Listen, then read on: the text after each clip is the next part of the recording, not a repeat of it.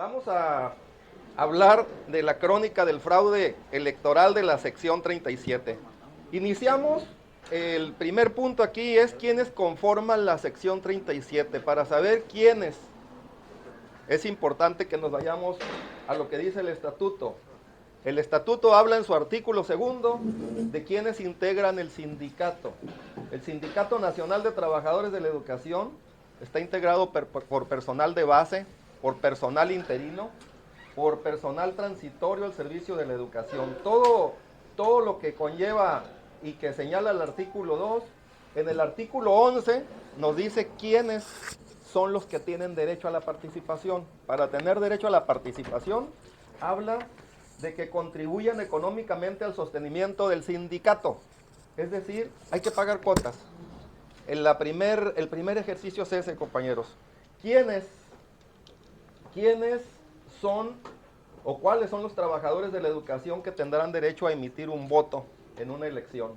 Todos aquellos trabajadores de la educación con cuota sindical, es decir, el personal activo del sistema educativo estatal, en el cual tenemos una nómina de 13,690 pagando cuotas. Activos del sistema educativo municipal, 90 compañeros. Jubilados que le pagan cuotas a la sección 37, 6,716. Ese es el universo al que se refiere de quiénes son los que pueden participar en un proceso electoral de la sección 37. Creo que el siguiente punto es hablar del padrón del CENTE. El padrón del CENTE, al igual que los padrones de cualquier organización que vaya a tener una elección, si hablamos del equipo deportivo, pues los que van a participar son los que están contribuyendo ahí con sus cuotas y son parte de la organización. Si hablamos del ámbito federal, local o municipal, se construye un padrón que quede transparente, que quede claro para todos, que nos dé la certeza de que las cosas van a funcionar. El padrón del CENTE, aquí tenemos el padrón electoral validado por el Comité Nacional Electoral del CENTE. Este padrón tuvimos la oportunidad de cruzarlo para poder validar quiénes son los elementos que aparecen en él.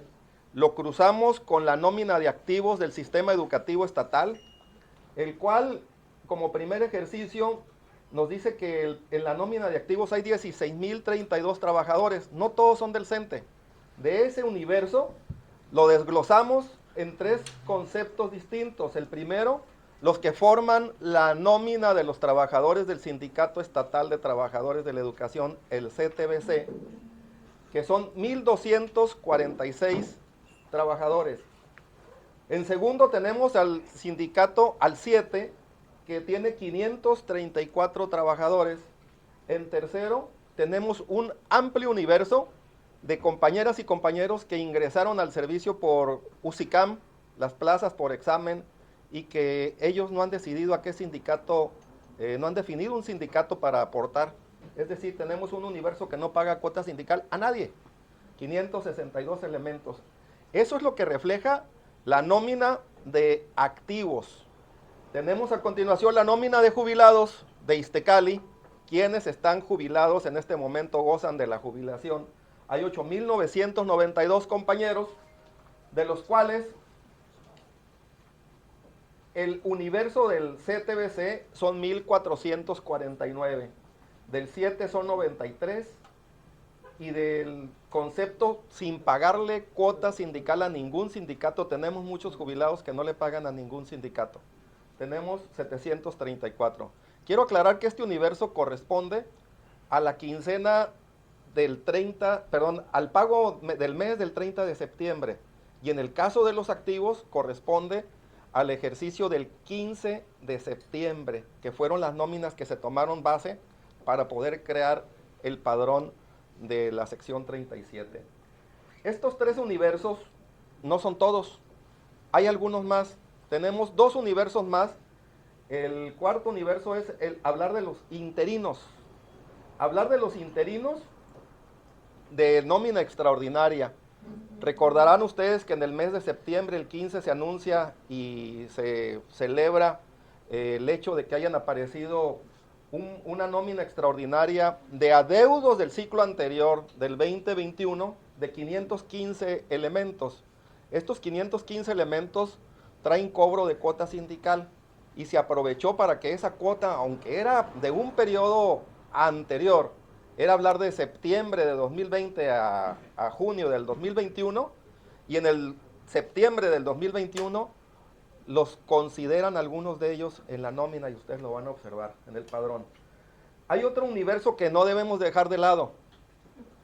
De enero de 2020 a septiembre de 2021 tenemos una alta cantidad de fallecidos que pertenecían a los activos y que pertenecían a los jubilados. Tenemos 411 fallecidos. 411 fallecidos. Estos universos comparados con el padrón, cruzados con el padrón, nos arrojan las siguientes cifras. Y aquí es donde quiero que pongan atención, porque aquí es donde se maquila el fraude de la sección 37. La cuota del CETE nos da 81 trabajadores en activo. La cuota de los jubilados nos da 38 jubilados. El CETE tiene 81 y 38 dentro del padrón del CENTE. Los del 7 tienen 96 activos, 11 jubilados dentro del padrón del CENTE. Sin cuota para ningún sindicato, hay 41 activos y hay 262 jubilados. Continuamos. Tenemos 35 interinos que no deberían de estar habilitados en este periodo para participar de la nómina extraordinaria. Trabajadores fallecidos, tenemos activos 18, jubilados 83. Hasta ahí está el análisis, hasta ahí está el complemento del cruce de las nóminas, pero viene un universo más que no lo tenemos contemplado en los cruces. Al cruzar todas esas nóminas, nos arroja a nosotros 896 trabajadores de la educación, o si no, 896 elementos que no pertenecen ni al CETE ni al 7, no pagan cuotas, no son jubilados, no están fallecidos, ni son de nóminas extraordinarias. Es decir, aquí es donde tenemos una trampa muy importante, que no están encontrados en ningún rubro, compañeros. De todo esto, creo que es bien importante decirles que tenemos pruebas, ¿eh? Tenemos la prueba en la cruza de la información, pero también tenemos la prueba en la constancia. Trabajamos lo que es la constancia de haber consultado cada uno de ellos, y cada uno de ellos lo tenemos digitalmente en la consulta del padrón del CENTE a través de la página oficial de la sección 37 en su momento, y tenemos las carátulas de la toma de pantalla de la observación de cada uno de los números que vienen ahí por persona. Creo que eso es importante para que ustedes lo tengan, y que de alguna manera para nosotros fue un ejercicio muy exhaustivo, muy minucioso, que nos llevó a invertirle mucho tiempo, pero tenemos la constancia del mismo, ¿verdad? De ese análisis de cruce de información, vamos a ver las frecuencias de las incidencias. Tenemos 81 del CTBC activos, 38 de jubilados del CTBC, 96 de activos del 7, de los jubilados del 7 tenemos 11 elementos, trabajadores de la educación sin cuota sindical tenemos 41, trabajadores de la educación sin cuota sindical jubilados 262, interinos que no deberían estar habilitados en este periodo del mes de septiembre 35, fallecidos en activo 18, fallecidos jubilados 83, no encontrados en ninguna nómina de jubilados o activos, interinos o fallecidos 896. Resumen total, tenemos un padrón inflado por 1.561 elementos. Esta es la primera parte, y hacía el comentario de las carátulas del padrón. Las carátulas del padrón, cada edificio que tenemos ahí emblemático de Baja California, que es la rectoría de la UABC, cada una de ellas es una carátula. Cada una de ellas arroja un dato informativo donde aparece el nombre, la delegación sindical, el número que se le asignó, el folio que se le asignó para poder participar, la asamblea delegacional electiva donde iba a votar, y y la dirección de la misma, ¿verdad? Todo eso lo tenemos en físico, lo tenemos digital. Cada uno de los expedientes de las personas que fueron agregadas aquí en el concepto. Hay un segundo ejercicio que comentábamos, que es cómo nos rasuraron a la gente. 1.322 trabajadores de la educación que no se les permitió votar y a muchos de ellos se les cambió la sede de votación. No se les permitió votar a gente que pagó la cuota. Todos estos 1.322 aparecen con cuota sindical. Si el requisito es tener la cuota y no se les permite, yo entiendo al maestro que habló ahorita, que quiso participar, lo entiendo en lo que la intención que trae, yo creo que es sobre el tema, porque hay cientos de compañeros que están en esa condición, que están molestos porque se les privó, estando en la asamblea se les sacó de la fila, se les retiró para que no participaran. Pero también hay un universo, decía, de quienes se les cambió la sede de votación. Hay gente del Valle que apareció en Mexicali, hay gente de Mexicali que apareció en Tijuana y tenemos referencia de esos puntos. Gente de Ensenada, de Rosarito que aparece en Ensenada, de Tijuana en San Felipe, mucha gente que nos ha señalado y que de alguna manera 1.322 trabajadores de la educación privados de su derecho de votar. Es otro tema que también lo tenemos plenamente identificado aquí en este padrón y que de alguna manera pues son constantes que ustedes deben de conocer, que el proceso no fue llevado a cabo de la manera acertada para atender el interés de todos los trabajadores de la educación. Más en esta parte que estamos hablando de que fue el primer proceso histórico de la sección 37 donde la elección de la dirigencia iba a ser a través del voto universal, a través del voto de todos, ¿verdad? Las boletas al margen de la ley. ¿Por qué decimos que están al margen de la ley? Ustedes pueden observar el modelo de boleta. No traen municipio y entidad federativa en las que se realiza la votación.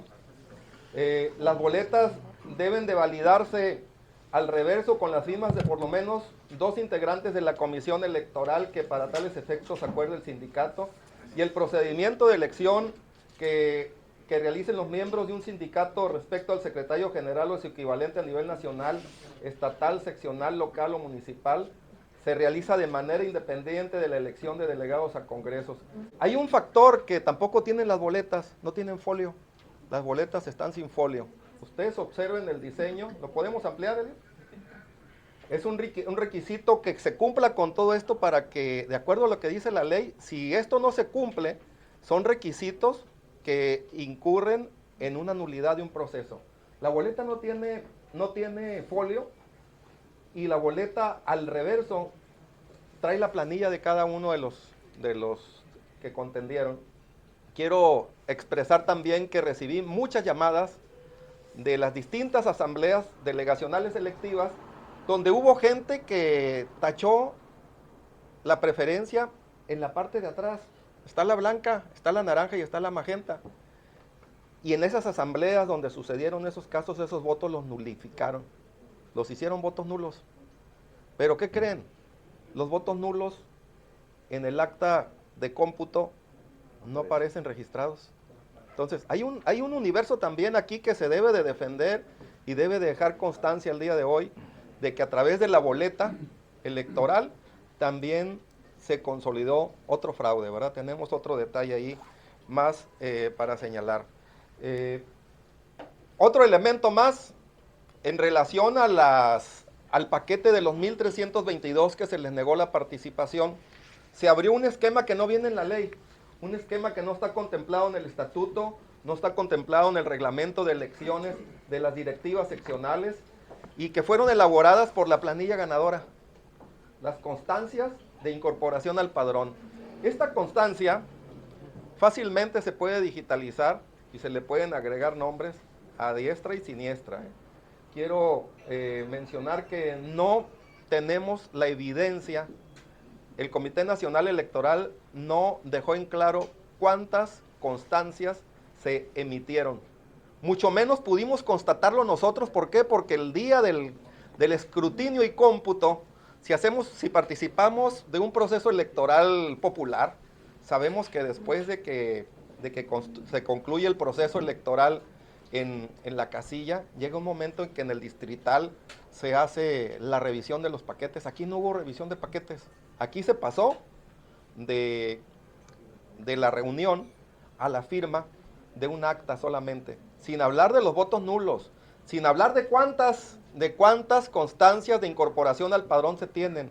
Y aquí es otro de los grandes fraudes que tenemos. ¿Por qué? Porque con esto, a discreción en las delegaciones sindicales, hubo quienes traían paquete para estar entregando y estar distribuyendo entre los compañeros. Hubo también quienes a la hora de entregar preguntaban si el voto era para un lado o era para el otro. Si es para este lado o es para el otro, tomaban la decisión de entregarla o no entregarla.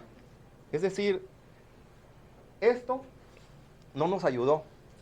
No ayudó a que el proceso fuera limpio. Y esto al final de todo el proceso no se permitió que se abrieran los paquetes electorales. Esta es la crónica que traemos y de esto tenemos el sustento total en estas cajas que en un momento también las vamos a platicar con ustedes, las vamos a compartir. Las irregularidades detectadas en el padrón validado por el Comité Nacional Electoral del CENTE son 1,561, es el primer ejercicio. El segundo ejercicio, trabajadores de la educación que se les privó el derecho a ejercer su voto, como los compañeros que están aquí, 1,322. Y hay un grupo, constancias de incorporación al padrón, que no sabemos cuántas fueron. Esta es otra de las grandes trampas, decía, que con las que cuenta el proceso electoral que vivimos. Hay una suma parcial que estamos nosotros en este momento señalando. Estamos hablando de 2.883 en esos dos conceptos, sin considerar el tercer concepto que se trató, ¿verdad? Está con nosotros el licenciado Rogelio Robles Dumas, que también como parte jurídica de este equipo de trabajo participa en este momento. En 2019 se hizo una reforma constitucional y también legal para que los sindicatos se democratizaran, que las elecciones internas para elegir sus respectivas dirigencias fueran hechas de manera directa, secreta, libre, directa y secreta. Lo que significa que en el caso específico de la sección 37 del CENTE, fue la primer sección sindical en el país que realizó elecciones de esta manera, ¿no? Sin embargo, al analizar nosotros estas circunstancias, que incluso algunas inconsistencias se detectaron previo al día de la elección, les recuerdo, la convocatoria se lanzó el 5 de octubre del 2021, la elección fue el día 21, para el día 16 se habían detectado que el padrón tenía inconsistencias. No sabíamos a ciencia cierta en qué consistían todas las inconsistencias, pero sabíamos que había, y se le dio aviso a la autoridad electoral interna, que es el Comité Nacional Electoral, a través de su delegado en el estado, de que había estas inconsistencias, lo cual no contestó. ¿Qué quiere decir que haya una democratización de las elecciones sindicales? Que al igual que una elección constitucional, tiene que regirse por principios que rigen la materia electoral, entre ellos el de la certeza. Con estas inconsistencias se violentaba este derecho a la certeza, del cual se requirió y no fuimos debidamente contestadas nuestras peticiones en su momento. Después del día de la elección hubo otras irregularidades durante el proceso electoral, entre ellas las que se mencionaba ahorita. No se nos permitió que hubiera intervención por parte de los representantes al momento del cómputo y escrutinio de los votos. Es más, incluso al representante general de la planilla se le dijo que no podría firmar bajo protesta, so pena de que no le iban a dar copia del acta. A ese grado llegó la autoridad electoral. Después de eso interpusimos el recurso que la propia ley nos prevé, que es un recurso de inconformidad que iba a resolver el propio Comité Nacional Electoral, el cual nos notifican la admisión, el rechazo de pruebas y la sentencia el mismo día. Es una serie de irregularidades que se fueron dando. ¿Qué siguió después? Pues nos fuimos al proceso de amparo. Hoy por hoy presentamos un amparo la semana antepasada, el cual ya fue admitido en su totalidad, en sus términos, por el Juzgado Tercero de Distrito, bajo el número 40 de este año. Es el amparo 40/2022 que está llevándose a cabo ahorita en el Juzgado tercero distrito, ante el cual se presentaron todas estas pruebas que ustedes están viendo, ya se señalaron, se hizo una manifestación a través de este juicio de amparo que presentamos sobre todas estas irregularidades. ¿Por qué?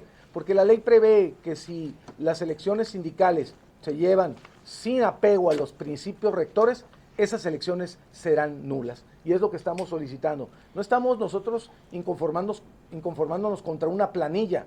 El juicio de amparo lo presentamos en contra de la propia autoridad sindical, en contra del propio Comité Nacional Electoral, que fue el que convalidó estas irregularidades. Entonces, estamos ahorita en espera de que conteste la autoridad responsable, en este caso el Comité Nacional Electoral, al cual le dieron 15 días para que contestara lo que a su derecho convenga, y entonces se llevará a cabo la sentencia del juicio de amparo, que nosotros estamos pidiendo que concluya con la invalidación de la elección. ¿Qué trae aparejada la invalidación de la elección? Que por supuesto tendría como consecuencia lógica que se nulificaría la toma de nota que ya se entregó. Esa es la consecuencia, pidiendo la reposición del procedimiento y que se vuelva a hacer la elección en la sección 37, pero ahora sí, completamente validada, que se respeten todos los derechos de todas y todos los trabajadores de la educación que tienen. Básicamente, esa es la parte jurídica en la que vamos. Estamos nosotros esperando la resolución del juicio de amparo. Aquí el detalle es que anticipamos nosotros que el proceso que se estaba llevando a cabo en la presentación de ese padrón, en la situación de detener a tanta gente, de esos 1.322, detenerlos para que no pudieran alcanzar una constancia y no pudieran ubicar su asamblea, pues el sentido fue negativo para nosotros, y vimos que lo que señalamos en su momento no hizo caso omiso. Entonces, desde ese momento estamos señalando al Comité Nacional Electoral. El tribunal, el juzgado de distrito, al concedernos el amparo, uno de los efectos será que se reponga el procedimiento, pero respetando la autonomía sindical, tendrían que revertirlo al propio sindicato y que el sindicato volviera a emitir una convocatoria, y ahí sí los tiempos serían los del propio sindicato. ¿Y no sería muy difícil que el propio sindicato revierta una elección? Sí, es muy difícil. Sí, digo, porque estás... De hecho, vamos ¿no? Vamos contra corriente. Lo que estamos haciendo con esto no solamente es un tema de que yo quiero la dirigencia y yo gané, sino que tenemos que romper esquemas. El sindicato volvió a dar por hecho que podría seguir haciendo lo que hacía aún después de la reforma. La reforma es muy clara, la idea es democratizar el sindicato y eso es por lo que se está luchando. Entonces tendremos que esperar a ver también que el sindicato acate y entienda la reforma por parte del Comité Ejecutivo Nacional del CENTE y que emita las convocatorias a la brevedad posible, porque lo que está en riesgo es la estabilidad jurídica de los propios agremiados, porque el sindicato tiene una labor fundamental, que es negociar con el patrón, y entonces hay muchas carencias que tienen ahorita los trabajadores de la educación, y es necesario que haya una dirigencia consolidada, pero sobre todo legítima. La cuestión es que aquí tendría que el Comité Nacional del Sindicato mandar una representación para que continúe mientras es el proceso que lleve a dar la certeza con un proceso de elección. Quiero dejar bien en claro, compañeros, me preguntaba Benito ahorita que con cuánto fue la diferencia, 342, y aquí hablamos de 2.800. Es enorme la diferencia, ¿eh? Creo que para hablar de números así sencillito, está claro el proceso, ¿no? Cuando nos resolvieron el recurso de inconformidad, fundamentalmente el Comité Nacional Electoral dijo que no teníamos todas las pruebas de nuestros dichos. Sin embargo, rechazaron las pruebas cuando se les ofrecieron las pruebas. Pero quiero señalar algo muy importante. El reglamento del CENTE te dice que tú nada más tienes 2 días para impugnar la elección. 2 días para hacer la impugnación. Imagínense reunir toda esta información. La verdad es que toda esta información, que ya teníamos unos indicios, pero para poderla concretar previo al amparo nos llevó casi un mes. Y el plazo que el CENTE nos daba era de 2 días para impugnar. Entonces nosotros lo que hicimos fue un ofrecimiento de pruebas de tipo verbal, donde le digo, tú tienes que recopilar las pruebas, tú eres la autoridad. Y ellos dijo, no, la carga de la prueba es tuya, tú tenías que haberme tú tráeme el padrón que yo hice, pero tú tráemelo. Tú dime por qué lo hice mal. Y tú dime, no nos aceptaron las testimoniales, por ejemplo, de compañeros como los maestros que se encuentran aquí, que querían dar su testimonio de que no se dejó votar. Pero otra cosa importante, miren, y esto hay que recalcarlo. A partir de la reforma, esta reforma le daba facultades a la autoridad laboral, se crearon los tribunales federales de conciliación y arbitraje. Antes era la Junta Federal, hoy es un tribunal compuesto de 25 magistrados. El presidente del Tribunal Federal de Conciliación y Arbitraje estuvo presente el día de la elección, estuvo aquí, en Mexicali y en Tijuana. Hubo 6 inspectores federales, los cuales levantaron constancias de las irregularidades que se presentaron. Solicitamos al CENTE que recopilara los informes que la autoridad hizo y nos negó eso. Nos dijo, no, pues tú preséntamelo, cuando no era posibilidad material en 2 días de obtener nosotros los recursos. Fuimos a la Ciudad de México, nos entrevistamos con el presidente del Tribunal Federal de Conciliación y Arbitraje, le expusimos las irregularidades a las cuales ninguna nos dijo que no, que él había estado presente, incluso fue cuando nos dijo, sin embargo dio la toma de nota y en la toma de nota dijo que no había habido ninguna irregularidad. Eso nos habla de una complicidad de alguna manera, porque hay que decirlo, el Tribunal Federal de Conciliación y Arbitraje se integra con personas, con magistrados propios de los sindicatos. El propio CENTE tiene 2 magistrados en el tribunal. Son 2 magistrados que puso el CENTE, el sindicato petrolero tiene otros magistrados, los sindicatos principales, la FEDSE, la FEDES, tienen magistrados que son puestos por estos organismos sindicales. Por supuesto que la inercia en México no se va a dar, es una simulación. La reforma que se presentó al artículo 371 y 69 de la Ley Federal del Trabajo y la Ley Federal de los Trabajadores al Servicio del Estado termina siendo simulación cuando los propios sindicatos establecen reglas que hacen materialmente imposible la realización de todos los actos. Porque, insisto, 2 días para haber presentado todas estas pruebas y que se fueran a la Ciudad de México, pues es prácticamente imposible porque te estás reponiendo de lo que pasó, ¿no? En materia electoral por ejemplo, son 4 días para presentar una impugnación. Y aún así se me hace poco. Imagínense ahora que en materia laboral nada más nos dan 2 días. Entonces, ¿qué fue lo que nos resolvió? La verdad es que nos contestó como pudo contestarnos. Es por ello que acudimos a el juicio de amparo para ir en contra de lo que determinó la autoridad sindical, ¿no? ¿Los 25 magistrados entregaron la toma de nota? No, la entregó el presidente, pero a través de un acuerdo que se tomó en el Tribunal Federal de Conciliación y Arbitraje, donde el sindicato le informa al tribunal, ¿sabes qué? Hice elecciones sindicales en la sección 37, todo está de maravilla, todo es color de rosa, mira, aquí te van las hojas, están perfumadas. Y el tribunal lo que hace es que convalida lo que el sindicato le dice en aras de esa autonomía sindical. Pero el tribunal tenía evidencias, tenía denuncias de que había habido irregularidades y simplemente decidió voltear a otro lado, ¿no? ¿Qué probabilidad hay de que se revoque este fraude? Pues mira, si hay justicia en este país, te diría que el 100%. Pero si intervienen otros intereses, pues la realidad de las cosas es que nosotros ahorita lo que vamos a hacer es que vamos a tratar de ir a solicitar una audiencia con el juez tercero de distrito para explicarle de qué se trata, porque esto es inédito. En este país es el primer juicio de amparo que se presenta contra un acto de este tipo.